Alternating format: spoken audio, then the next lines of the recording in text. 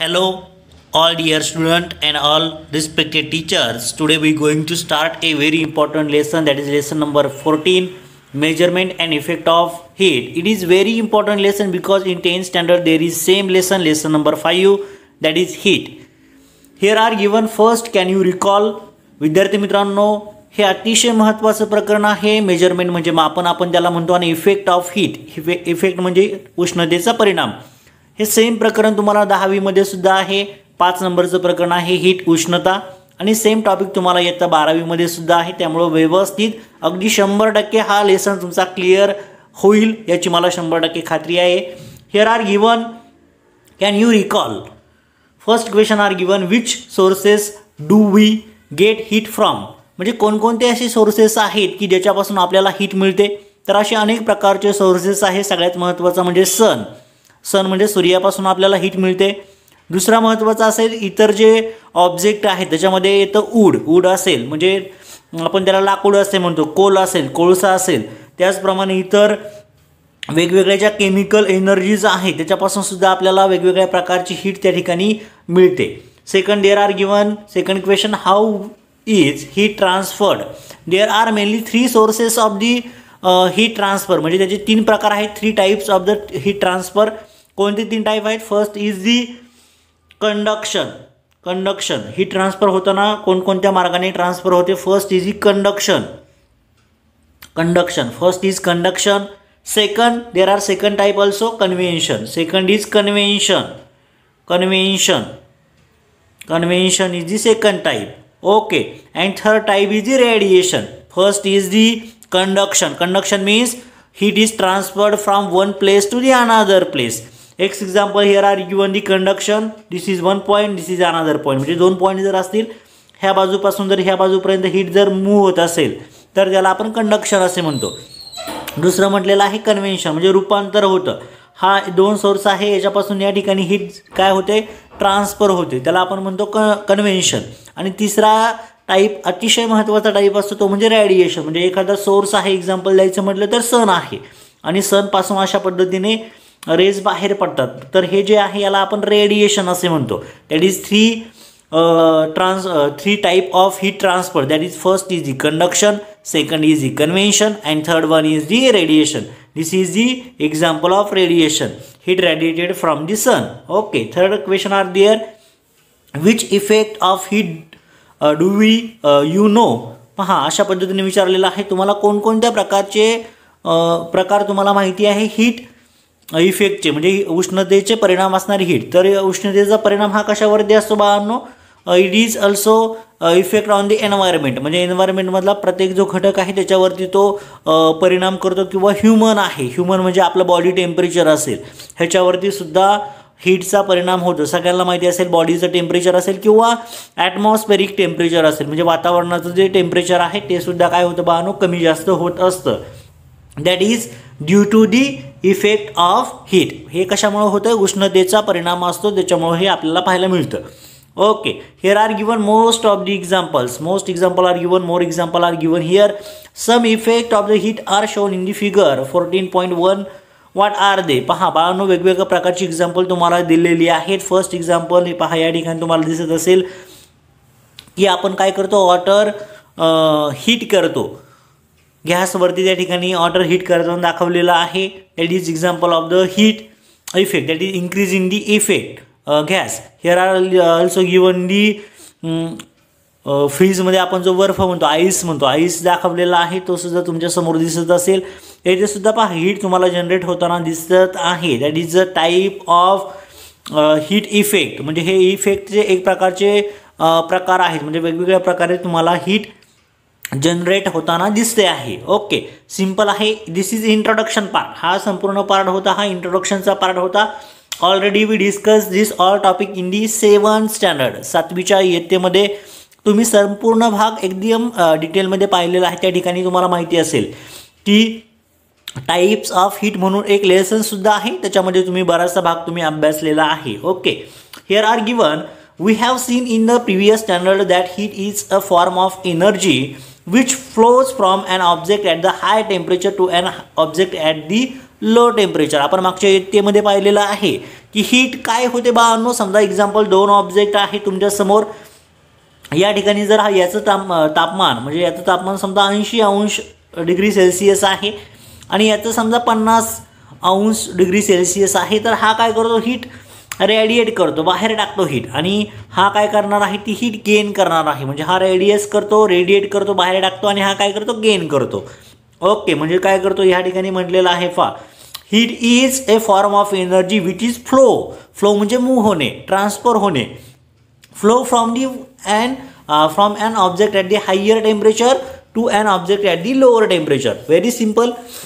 Second, there are also given that temperature of an object tells us how hot or cold that object is. पहा, म्हणजे तो object नक्की गरम म्हणजे heat आहे म्हणजे कोल्ड आहे की हॉट आहे म्हणजे गरम आहे की थंड आहे हे आपल्याला कशावरून पाहायला भेटतं बाळांनो, त्याच्या टेम्परेचरवरून. सगळ्यांना माहिती असेल, सिम्पल कन्सेप्ट आहे, सगळ्याला माहिती असेल. जर आपल्या बॉडीचं टेम्परेचर जर घ्यायचं म्हटलं तर आपण वेगवेगळ्या प्रकारे घेतो. साधारण जर आपल्या बॉडीचं टेम्परेचर जर पाहिलं तर 37° च्या दरम्यान आपल्याला ते पाहायला मिळतं.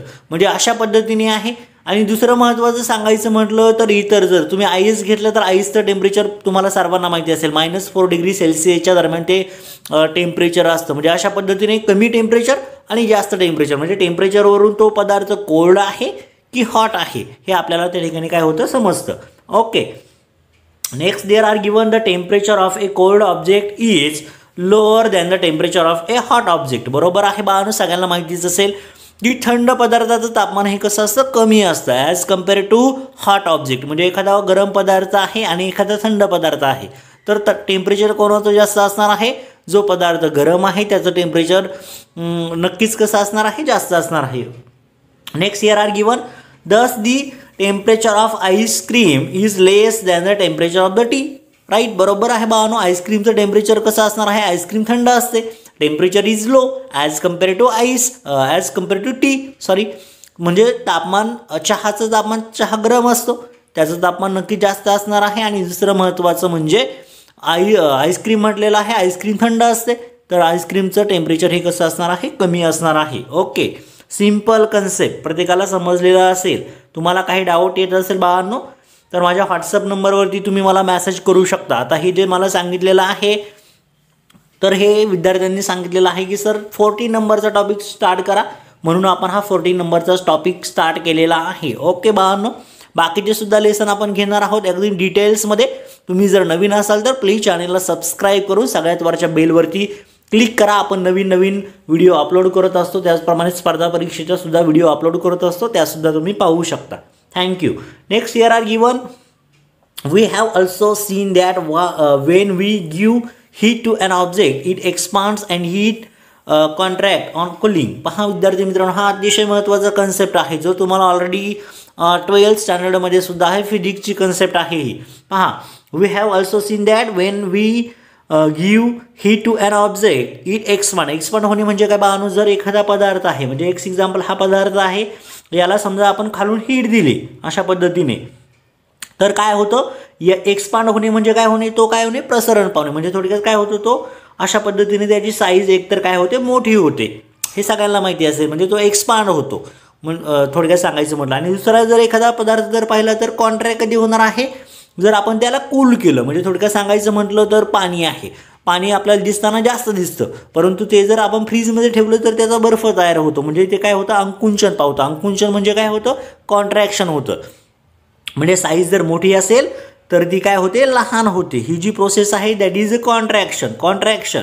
ओके, आणि एक स्मॉल साईज आहे त्याच्यापासून जास्त त्या ठिकाणी जर साईज वाढत जर असेल तर त्याला आपण म्हणतो एक्सपान्शन. हे सगळ्यांना समजलेलं असेल. कन्सेप्ट समजावून घ्या बाळांनो, कारण की same concept in 9th standard, 10th standard, 11th science and 12th science. Okay, so please clear your concept. Second here are given the unit of the heat is SI system is joule. पहा, SI सिस्टीममध्ये कोणतं आहे, system international D system असं म्हणतात. SI सिस्टीमचा long form असतो international D system. हे तुम्हाला 11th सायन्सला डिटेल्समध्ये आहे.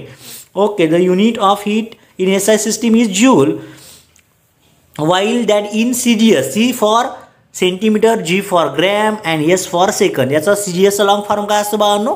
Centimetre, gram, second. Okay, in the CGS system unit is calories. म्हणजे कॅलरी आहे कशामध्ये आहे? CGS मध्ये आहे. SI म्हणजे सिस्टीम इंटरनॅशनली मध्ये काय आहे? जूल आहे. आणि CGS मध्ये काय असतं बाळांनो? कॅलरी असतं. Okay, next there are given 1 calorie is equivalent to the 4.18 joule. पहा, हा अतिशय महत्त्वाचा मुद्दा आहे. हा जीकेचा सुद्धा पार्ट आहे. जनरल नॉलेजच्या प्रश्नांमध्ये अशा पद्धतीचे प्रश्न येतात. जर तुम्ही भविष्यात NTSC ची परीक्षा जर देणार असाल तर यासारखे प्रश्न त्या ठिकाणी विचारले जाऊ शकतात. त्यामुळे आताच तयारी करून घ्या. त्याचे सुद्धा आपण व्हिडिओ अपलोड करत असतो. तर त्यांनी म्हटलेलं आहे 1 gram also is equal to, here are given that 1 calorie is equal to और equivalent to 4.18 joule. 1 calorie heat is heat required to increase the temperature of 1 gram of water through 1 degree Celsius. म्हणजे काय आहे? 1 calorie ही अशी heat आहे, ती कशासाठी required असते, आवश्यक असते बाळांनो? टू इन्क्रीज द टेम्परेचर, म्हणजे तापमान वाढवण्यासाठी. कुठून कुठपर्यंत? तर 1 gram of water through 1 degree Celsius. म्हणजे 1 ग्रॅम पाण्याचं तापमान वाढवण्यासाठी किती डिग्री सेल्सिअस असेल? 1 डिग्री सेल्सिअस असं म्हटलेलं आहे. आता आपण त्याची एक्झाम्पल पाहणार आहोत. अतिशय महत्त्वाची एक्झाम्पल आहेत, अतिशय सिंपल आहे. तुम्हाला प्रत्येक एक्झाम्पल 100% समजेल याची मला खात्री आहे. पहा, सॉल्ड एक्झाम्पल म्हटलेलं आहे. आपण प्रत्येक एक्झाम्पल अगदी सहज आणि सोप्या पद्धतीने पाहूया. First example are given there, how much heat will be needed to raise the temperature of 1.5 kg of water from 15 degree Celsius to 45 degree Celsius. Give the answer in calories as well as in joule. पहा विद्यार्थी मित्रांनो, तुम्हाला सांगितलेलं आहे की पहा, पहिल्यांदा तुम्हाला हे एक्झाम्पल सोडवताना गिवन डेटा लिहायचा असतो, कारण की याला सुद्धा गुण असतात. गिवन डेटाला हाफ मार्क्स असतो, लक्षात घ्या. तर गिवन डेटामध्ये काय काय दिलेलं आहे पहा बरं. मास ऑफ वॉटर दिलेला आहे, किती आहे? 1.5 kg. Everyone know that 1 kg is equal to 1000 gram. Everyone know that, सगळ्यांना माहिती असेल 1 किलोग्रॅम कशाच्या बरोबर असतो?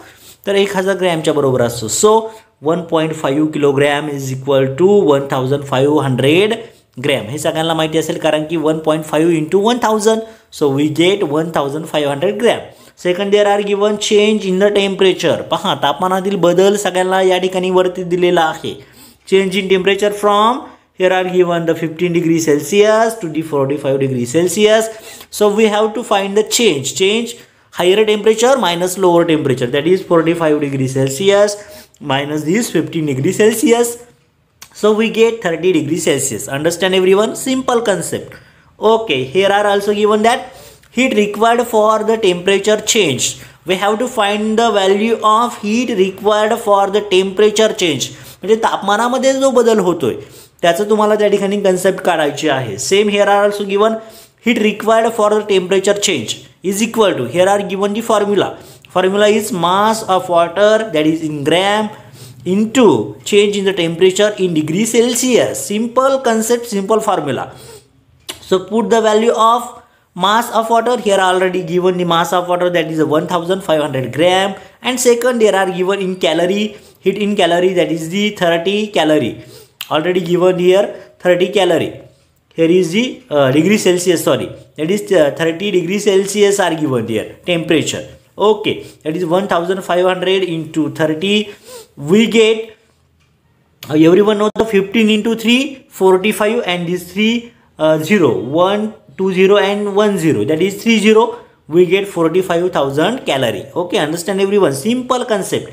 But everyone know that this answer we got in calorie.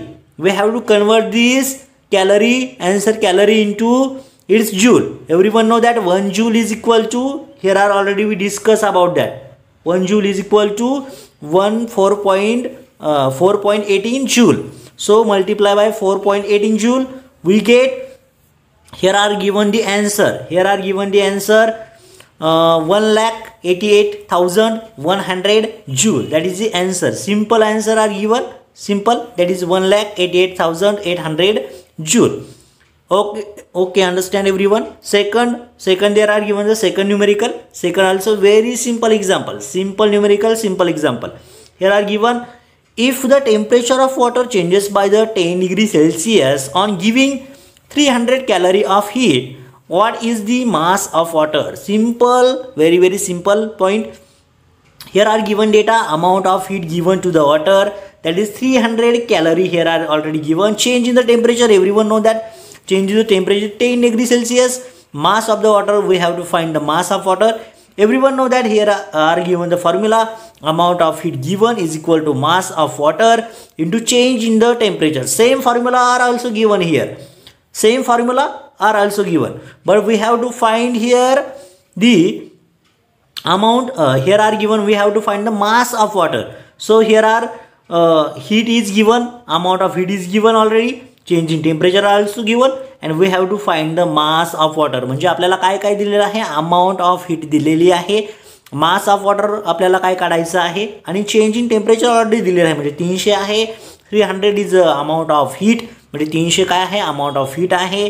Mass of the water आपल्याला काढायचं, यम काढायचं आहे, आणि टेम्परेचर दिलेलं आहे ते 10 degree Celsius. So M is equal to, म्हणजे हे असं असेल 300 बरोबर जर सगळ्यांना समजावून घ्या, यम बरोबर जर 10 असेल तर हा 10 मल्टिप्लाय असतो, इकडे येऊन काय होतो बाळांनो, डिवाइड होतो. That is 300 upon 10. So this 0 and this 0 get cancel. So final answer is mass is equal to 330 gram. So simple, very simple answer, very simple. Understand everyone? Understand? Definitely. Okay, very good. Next point are given here, sources of heat. Very simple concept, very simple sources are given there. First source and very important source, that is the sun.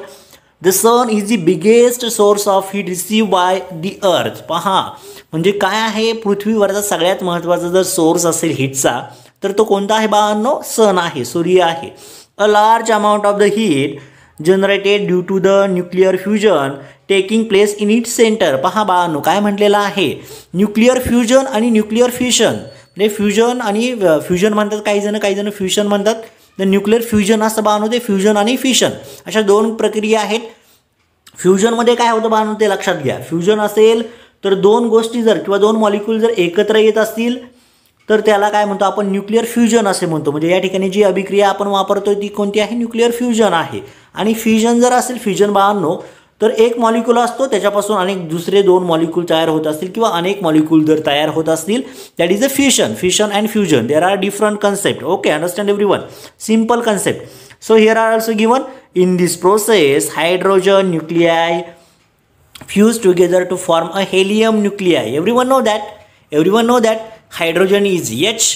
Okay, when they connect to each other, म्हणजे ते fuse होतात, एकमेकांमध्ये connect होतात, त्यावेळेसला कोणता molecule तयार होतो बाळांनो, helium nuclei are form. Okay, generating heat in this process some of it reaches the earth in the form of light and heat. पहा, म्हणजेच काय, उष्णतेच्या रूपामध्ये बाहेर पडतं, किंवा दुसरं सांगितलेलं आहे प्रकाश, म्हणजे लाईट म्हणजे प्रकाशाच्या रूपामध्ये हीट काय होते, बाहेर पडते. म्हणजे असं सिंपल या ठिकाणी कन्सेप्ट दिलेली आहे सनची.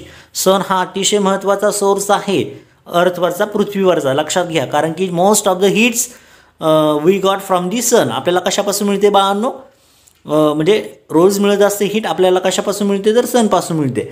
सेकंड कन्सेप्ट आर गिवन, अर्थ as the temperature at the center of the earth is high, that earth is also a source of the heat. This heat is called as geothermal energy. एवढे सगळ्यांना माहिती असेल, geothermal म्हणजे काय, भू औष्णिक energy असं म्हणतात, त्यांनी सांगितलेलं आहे. पहा, as the temperature at the centre of the earth is high, म्हणजे सेंटरपाशी जर टेम्परेचर हाय असेल, the earth is also a source of heat. पहा, म्हणजे पृथ्वीसुद्धा काय असणार आहे, म्हणजे हीट म्हणजे उष्णतेचा काय असणार आहे, सोर्स असणार आहे, असं आपण त्याला मराठीमध्ये म्हणतो. त्यालाच दुसरा एक प्रकार टाईप आहे, उष्णतेचाच प्रकार आहे मराठीमध्ये, त्याला आपण भू औष्णिक एनर्जी असं म्हणतो, भू औष्णिक ऊर्जा असं म्हणतो बाळांनो, सगळ्यांना माहिती असेल. थर्ड पॉईंट आहे केमिकल एनर्जी, त्यालाच आपण रासायनिक ऊर्जा असं म्हणतो. When fuels like the wood, coal, petrol etcetera burn, there is chemical reaction between the fuel and oxygen, heat is generated in this reaction. पहा बाळांनो, ज्या वेळेसला काय होतं, फ्युएल लाईक वूड असेल, कोल असेल, पेट्रोल असेल, ते काय होतात, बर्न होतात, म्हणजे पेटले जातात, पेटतात, त्यावेळेसला त्या ठिकाणी केमिकल रिॲक्शन होते. कोणती केमिकल रिॲक्शन होते, एक्झाम्पल द्यायचं म्हटलं, समजा वूड आहे किंवा कोल आहे, तर त्यांची म्हणजे त्याच्यामध्ये काय असतो सगळ्यांना माहिती असणार आहे, कार्बन डायऑक्साईड असतो, CO2 असतो, कार्बनचे प्रमाण जास्त असतं, मग त्याची अभिक्रिया कोणाबरोबर होते, ऑक्सिजन बरोबर तयार होते. पहा आपण म्हणतो पहा जर ती जो धूर असतो तो आपल्या आरोग्यासाठी धोकादायक असतो, म्हणजे त्याच्यामध्ये पाहायचं म्हटलं तर त्याच्यापासून CO2 तयार होतो, म्हणजे कार्बन डायऑक्साईड जो आपल्या आरोग्यासाठी चांगला नाही. म्हणजे त्यापासून त्यांनी म्हटलेलं आहे heat is generated in the reaction, म्हणजे हीट वेगवेगळ्या प्रकारची हीटसुद्धा काय होते बाळांनो तयार होते. म्हणजे कार्बन असेल, कोल असेल, त्याचप्रमाणे पेट्रोल असेल, त्याची अभिक्रिया कोणाशी होते, बाहेर असणाऱ्या केमिकल रिॲक्शन बिटवीन ऑक्सिजन, म्हणजे ऑक्सिजन बरोबर अभिक्रिया होते. कार्बन असेल म्हणजे कोलमध्ये जास्त प्रमाण कार्बनचं असतं, मग त्याच्यापासून कार्बन डायऑक्साईड तयार होऊ शकतो, लक्षात घ्या. त्यानंतर पुढे म्हटलेलं आहे 4 नंबरचा पॉईंट आहे electrical energy. In your daily life you have seen the several equipment which produce heat with the help of electricity. Example, electric press, electric heater, etc. Thus electricity is a source of heat. पहा बाळांनो सगळ्यांना माहिती आहे electricity, सगळेजण अनुभव सुद्धा असाल हे प्रयोग. तुमच्या घरी जर वॉटर हीटर असेल तर नक्कीच तुम्हाला हे एक्झाम्पल 100% समजेल. दुसरं एक्झाम्पल त्याने सांगितलेलं आहे ते म्हणजेच इलेक्ट्रिक प्रेस म्हटलेलं आहे. म्हणजे थोडक्यात सांगायचं म्हटलं इस्त्री सगळ्यांच्या घरी असेल, कपड्यांना आपण इस्त्री करतो तर त्या ठिकाणी सुद्धा त्याची जी प्लेट असते पुढे आयर्न कोर असते ती काय होते बाळांनो हीट होते. That is a example of electrical energy. Simple example, very very important. Okay, understand everyone these 4 type. Okay, sun sources, 4 sources are given here in this on this page. On the next page there are other sources are given. Second, earth. Third, chemical energy. Fourth one is electrical energy. Okay, next here are given 2 important sources, remaining 2 sources. That is source number 5, that is atomic energy. Atomic energy is also very very important energy because there are formation of the different type of nuclear bombs. Nuclear bomb are there. That is the atomic energy. Okay, a huge amount of the heat is produced in a very short time when the nuclei of the some element like the uranium, thorium, etc. undergo the fusion. This is used in the atomic energy project.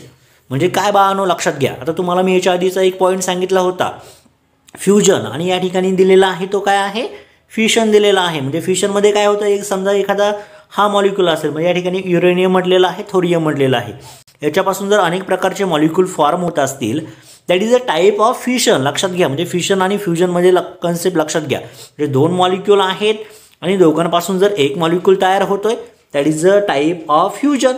आणि fusion जर होत असेल याच्यापासून जर हे तयार होत असतील, एकापासून जर अनेक तयार होत असतील तर दॅट इज अ फ्युशन. समजावून घ्या. 11वी-12वीच्या विद्यार्थ्यांना अजूनही या कन्सेप्ट सांगता येत नाहीत. ओके, तुम्ही आत्ताच 8वीमध्ये चांगल्या प्रकारे शिकून घ्या. ओके, आणि लास्ट पॉईंट आपल्याला आज पाहायचा आहे आजचा, year. A large amount of heat is present in the year around अर्थ. हे सगळ्यांना माहिती असेल बाळांनो.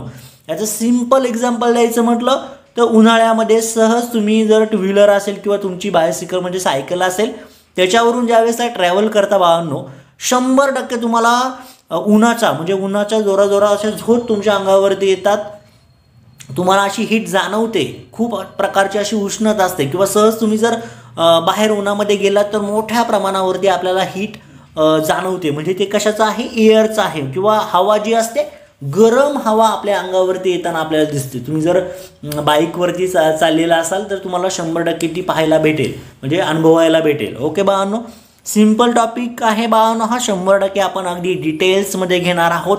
प्रत्येक पॉईंट तुमच्यापर्यंत पोहोचणार आहे. हा आपला फर्स्ट पार्ट होता बाळांनो. आपल्या पुढच्या पार्टमध्ये आपल्याला टेम्परेचर म्हणजे काय असतं हे टेम्परेचर अभ्यासायचं आहे. त्याचप्रमाणे हीट अँड टेम्परेचर यांचं जे रिलेशन आहे ते सुद्धा आपल्याला आपल्या पुढच्या लेक्चरमध्ये स्टडी करायचं आहे. नक्कीच तुम्हाला व्हिडिओ आवडलेला असेल. वेळात वेळ काढून बाळांनो तुमच्यासाठी हे व्हिडिओ मी बनवत आहे, त्यामुळे व्हिडिओला लाईक करा. नवीन असाल तर आपल्या चॅनलला बाळांनो सबस्क्राईब करून जास्तीत जास्त तुमच्या विद्यार्थी मित्रांपर्यंत असेल, तुमच्या शिक्षकांपर्यंत असेल नक्कीच पोहोचवा. तुम्ही जर शिक्षक असाल तर प्लीज तुमच्या विद्यार्थ्यांपर्यंत नक्की पोहोचवा. सर्व माझ्या विद्यार्थी मित्रांना तसेच शिक्षक बंधू आणि भगिनींना all the best. Thank you so much.